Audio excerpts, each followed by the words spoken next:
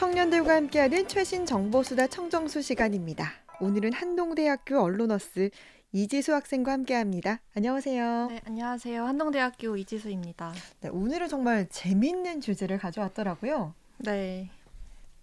네, 어떤 내용이죠?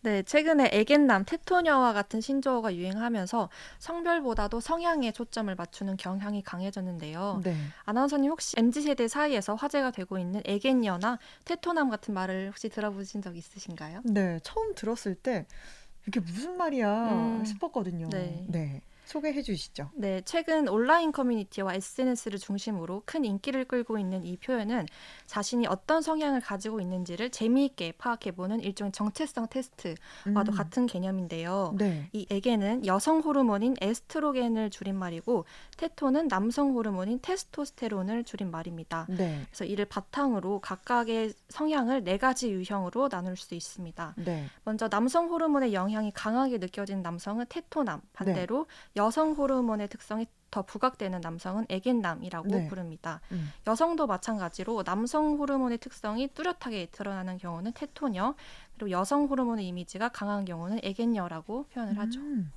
그러니까 테토남, 애견남, 테토녀, 애견녀 이렇게 남성성과 여성성을 기준으로 사람의 성향을 분류한다는 거 참 흥미로운 것 같아요. 네.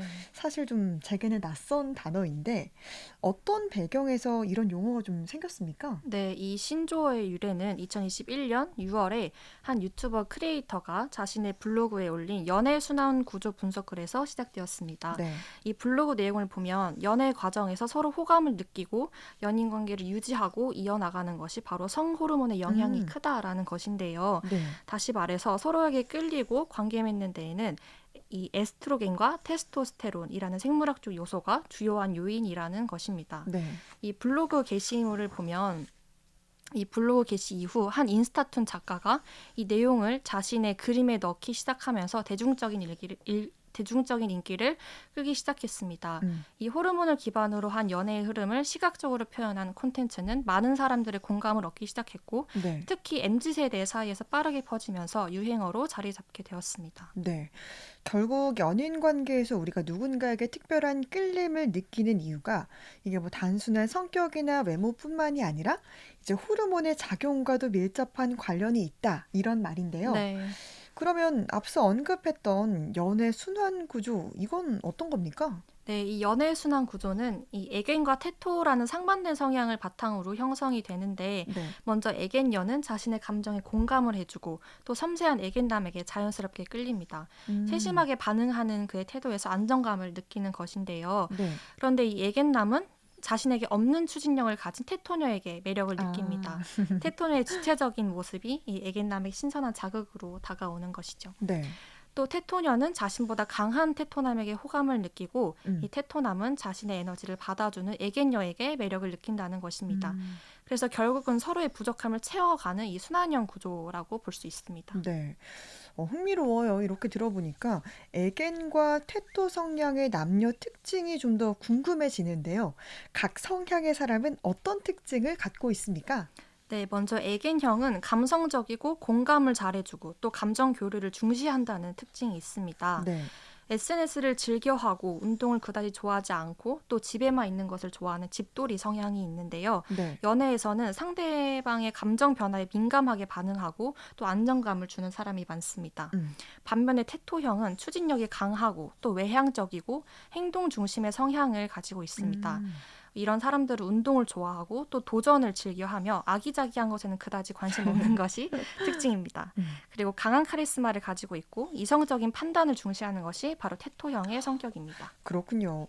이 사람의 성격을 유형으로 나눈다는 점에서 자연스럽게 MBTI가 좀 떠오르는데 네. 이제 MBTI가 심리적인 기질에 주목을 했다면 에겐녀 테토남은 호르몬의 이미지를 유쾌하게 좀 표현한 방식인 것 같아요. 요즘 MZ 세대는 이렇게 좀 다양한 틀로 자신을 해석하고 표현하는 데 익숙하다 이런 생각이 드네요. 네, 맞습니다. 말씀하신 것처럼 이 에겐테토 프레임은 어딘가 익숙한 느낌을 주는데요. 바로 MBTI와도 유사한 면이 있습니다. 네. MBTI는 사람의 심리적인 기질과 성향으로 분류를 한 것인데요. 음. 이 MBTI에 대해 간단히 설명을 드리자면 네. MBTI는 개인의 심리적인 기질을 바탕으로 사람을 16가지 유형으로 나누는 성격 유형 검사입니다. 네. 이 외형과 내형 혹은 계획과 즉흥 네. 등으로 나뉘는 것이죠. 이처럼 요즘 MZ세대는 자기 성격이나 스타일을 설명할 수 있는 말을 찾고 그걸로 또 자기 자신을 표현하는 거를 좋아하는 것 같습니다. 맞아요. MBTI도 그렇고 이 성향을 유형으로 나누는 거 이게 왜 요즘 이렇게 인기일까? 뭐 그냥 재미로 하는 건지 아니면 나를 좀 더 알고 싶은 건지 이 부분이 참 궁금하더라고요. 네, 요즘 들어서 MBTI나 애견형, 테토형처럼 성향을 유형으로 나누는 게 왜 이렇게 인기를 끄는지 궁금해하는 경우가 많아요. 네. 처음에는 단순히 재미삼아로 해보는 경우도 있겠지만 그 이면에는 나는 어떤 사람일까라는 음. 질문에 대한 관심이 깔려 있는 것 같아요. 네. 그래서 예전보다 훨씬 더 다양한 삶의 방식이 존재하고 그리고 개인의 선택이 중시되는 시대이다 보니까 네. 나를 설명할 수 있는 언어를 가지고 싶어하는 마음이 자연스럽게 음. 커진 게 아닐까 생각합니다. 그러니까 이제 나는 어떤 사람일까에 대한 고민이 깊어지다 보니까 뭐 이렇게 분석도 하게 되고 테스트도 하게 되고 그러는 것 같은데 주변에 뭐 에겐 테토 테스트를 해본 친구들이 있는지 주변 친구들의 반응은 어때요? 네, 주변 친구들 중에서도 이 에겐테토 테스트를 해보고 그 결과를 인스타그램 스토리에 공유하는 오. 모습을 종종 볼 수 난 있었어요. 이런 사람이다 하고. 네네, 이렇게 네. 공유를 하더라고요, 스토리에. 네. 그래서 대부분은 이를 좀 심각하게 받아들이기보다는 그냥 하나의 재미 요소로 가볍게 음. 즐기는 느낌이었습니다. 네. 그래서 친구들에게 직접 물어봤을 때에도 그냥 유행이니까 해보는 거지, 뭐 깊은 의미까진 두지 않는다라고 말하는 경우가 많았고요. 네. 그리고 흥미로웠던 거는 그런 대화를 나누던 중에 한 친구가 남자에게 여자 같다 혹은 여자에게 남자 같다라고 말하는 것을 긍정적으로 받아들이고 그리고 성별 고정관념이 점점 느슨해지고 더 개방적이게 된 것 같다라고 말을 하더라고요. 네. 그래서 이런 말을 들으면서 애견남 테토녀와 같은 신조어가 단순히 그냥 웃고 넘기는 유행어처럼 보일 수 있지만 네. 그 이면에는 우리 사회가 성 역할과 정체성을 바라보는 인식이 점점 변화되고 있다라는 생각이 들었습니다. 네. 사실 뭐 여자 같다, 남자 같다라는 이런 표현이 좀 적절한지 모르겠어요. 뭐 여자 같다라는 말이 좀 여성에게 여성성을 강요하는 뉘앙스로 좀 다가올 수가 있고 마치 여성은 이래야 한다라는 좀 고정관념, 고정 틀이 있는 것처럼 말이죠. 맞아요. 누군가에게 칭찬으로 정말 여성스럽다라고 말하는 것도 정말 한 번 더 생각해보고 좀 더 네. 조심스러워야 된다고 생각해요. 네. 그래서 여성스럽다라고 하면 우린 보통 뭐 행동이 조심스럽거나 아니면 뭐 차분한 이미지를 떠오르잖아요. 네. 근데 이런 이미지가 모든 여성의 본 모습을 대변한다고 보기는 어렵다고 그렇죠. 생각해요. 그래서 누군가는 도전적이고 좀 거침없는 모습을 자신답다고 느끼기도 하니까요.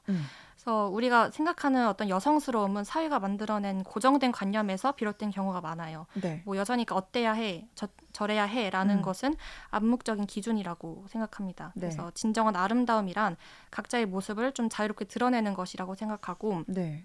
스스로를 있는 그대로 인정하고 표현할 때 비로소 자기다움 실천할 수 있다고 생각합니다. 네, 맞습니다. 정말 누구나 자기다울 때 좀 더 빛나고 멋있는 것 같아요.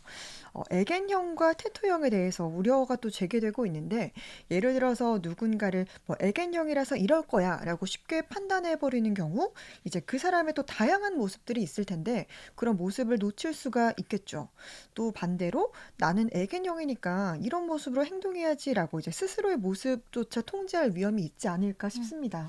네, 맞아요. 단순히 재미를 넘어서 몰입할 경우에는 어떤 우려가 생길 수 있는데요. 네. 전문가들은 정체성 테스트를 자신의 절대적인 정체성으로 받아들이거나 혹은 삶의 판단 기준으로 삼는 것은 과하다는 의견입니다. 또한 지나치게 맹신할 경우 편견이나 고정관념이 강화될 우려가 있고 네. 사람들을 이분법적으로 판단하기 쉬워진다는 우려가 있습니다. 따라서 이 정체성 테스트는 참고용으로 그냥 가볍게 넘기는 태도가 필요한 것 같습니다. 맞습니다. 이 용어에 너무 깊이 빠지진 않았으면 좋겠다라는 생각이 들어요. 사람을 판단하는 기준이 되거나 선입견을 낳는 도구가 되지 않길 바라고요.